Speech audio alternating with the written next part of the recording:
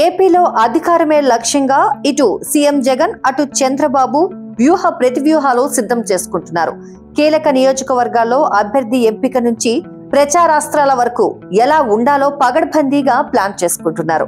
అలా కీలకమైన నియోజకవర్గాల్లో ఒకటైన గుడివాడ ఇప్పుడు ఏపీ రాజకీయాల్లో ఒక హాట్ టాపిక్. ఈసారి గుడివాడలో గెలిచేది టీడీపీనా వైసీపీనా అనేదే పెద్ద చర్చనీయాంశంగా మారింది.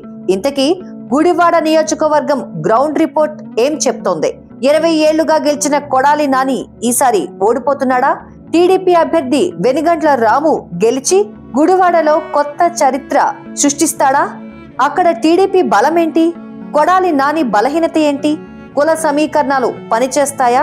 సొంత ఇమేజ్ తో గెలవాల్సిందేనా? ప్రజలేమనుకుంటున్నారు? నాయకులు ఏం చెబుతున్నారు?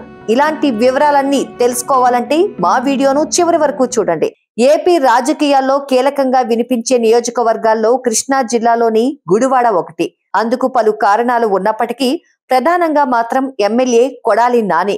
ఆయన దూకుడుతనం, దురుసు ప్రవర్తన ప్రతిపక్షాలపై ముఖ్యంగా చంద్రబాబు కుటుంబంపై విరుచుకుపడే అభ్యంతరకర తీరుతో ఎమ్మెల్యే కొడాలి నానితో పాటు గుడివాడ నియోజకవర్గం కూడా ఎప్పుడూ ట్రెండింగ్ లోనే ఉంటుంది. నిజానికి కొడాలి నాని తెలుగుదేశం పార్టీ నుంచి తొలిసారిగా ఎమ్మెల్యేగా గెలిచినప్పటికీ ఆ తర్వాత కాలంలో చంద్రబాబుతో ఏర్పడిన విభేదాల కారణంగా ఆయన వైసీపీలో చేరడం, ఆ పార్టీ తరపున 2 సార్లు ఎమ్మెల్యేగా గెలిచి చంద్రబాబుకు సవాల్ విసిరారు. అయితే తనతో విభేదించి ప్రత్యర్థి పార్టీలోకి వెళ్లిన కొడాలి నానిని ఎలాగైనా ఓడించాలని కసితో ఉండే టీడీపీ ఈసారి ఎన్ఆర్ఐ అయిన వెనిగండ్ల రామును గుడివాడ పోటీలో నిలుపబోతుంది. ఈ మేరకు ఆయనకు టికెట్ కన్ఫర్మ్ చేసి ప్రచారానికి శ్రీకారం చుట్టింది కూడా.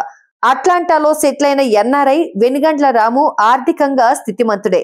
రాజకీయాలపై మక్కువతో గుడివాడ నియోజకవర్గం తెలుగుదేశం సభ్యుడిగా సీటు సంపాదించగలిగాడు. గత కొంతకాలంగా నియోజకవర్గంలో వెనిగండ్ల ఫౌండేషన్ ద్వారా టీడీపీ శ్రేణులను కలుపుకొని అనేక సేవా కార్యక్రమాలు చేస్తున్నారు. ఆ మధ్య వరదల సమయంలో రైతులకు అండగా నిలిచి సొంత డబ్బుతో సాయం చేశారు. ఉచిత మెగా వైద్య శిబిరాలు ఏర్పాటు చేశారు. అన్నా క్యాంటీన్ల ద్వారా అన్నదానం, నిరుద్యోగుల కోసం ఉద్యోగ మేళాలు, రైతు భరోసా, ఆపదలో ఉన్నవారికి ఆర్థిక సహాయం అందించడం వంటి కార్యక్రమాలతో ప్రజలకు చేరువయ్యారు. అదే నాని విషయానికొస్తే గుడివాడలో నాని సొంత ఇమేజే ఆయనకు ప్రధాన బలం. అందుకే ఆయన పార్టీలు మారినా గెలవగలుగుతున్నాడు. బలహీనత విషయానికొస్తే వరుసగా 4 సార్లు గెలవడం వల్ల ప్రజల్లో అనాసక్తి ఏర్పడవచ్చు.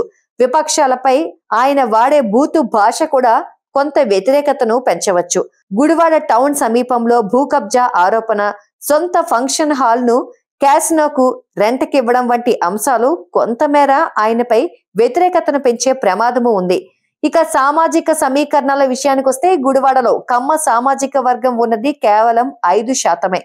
అయినా అక్కడి అధికారం మాత్రం ఆ సామాజిక వర్గం చుట్టూరానే తిరుగుతోంది. అందుకే ఏ పార్టీ అయినా కమ్మ సామాజిక నేతనే బరిలో దింపుతుంది. నిజానికి గుడివాడలో మాల మాదిగ ఓట్లు ఎక్కువ, కానీ సగం టీడీపీ సగం వైసీపీ అన్నట్లు ఉంటుంది వాళ్ళ వ్యవహారం. ఇక కాపు, యాదవ్, రెడ్డి మైనార్టీలు కూడా 1 సైడెడ్ లేవని, సామాజిక వర్గం కంటే నాయకుడిని ఎక్కువగా ప్రేమిస్తారని, అందుకే వరుసగా 4 సార్లు నాని గెలవగలిగాడని పలువురు రాజకీయ విశ్లేషకులు చెబుతుంటారు. అందుకే రాబోయే ఎన్నికల్లో కూడా నానిదే విజయం అని నమ్మకంగా చెప్పలేం. అలా అని రాము ఓడిపోతాడని గ్యారంటీ ఇవ్వలేం.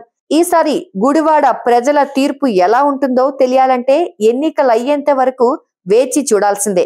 మా వీడియో మీకు నచ్చినట్టయితే లైక్ చేయండి, షేర్ చేయండి.